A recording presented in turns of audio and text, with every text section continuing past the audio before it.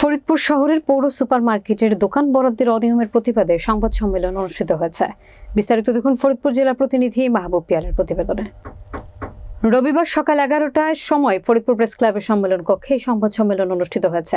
সংবাদ সম্মেলনে লিখিত বক্তব্য পাঠ করেন ফরিদপুর পৌর সুপার মার্কেট মালিক সমিতির ভারপ্রাপ্ত সভাপতি সৈয়দ আলাউল হোসেন তনু।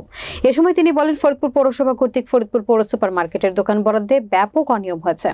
গত 2017 সালের ফরিদপুর পৌরসভার সাথে চুক্তি মোতাবেক বর্তমান পৌরসভা যদি না মানে তাহলে আগামী 7 দিনের মধ্যে আমরা আন্দোলনে নামব। এই আন্দোলনে ফরিদপুরের সকল ঔষধের দোকান বন্ধ করা হবে।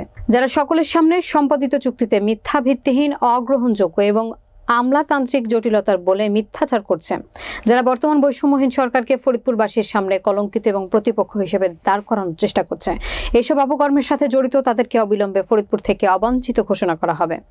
এ সময় সৈয়দ নাজমুল হোসেন লোচন, মোহাম্মদ আশরাফুজ্জামান দুলাল, মোহাম্মদ মতিউর রহমান, কামরুল হাসান চৌধুরী সহ ফরিদপুর পৌর সুপার মার্কেট মালিক সমিতির সদস্যগণ উপস্থিত ছিলেন।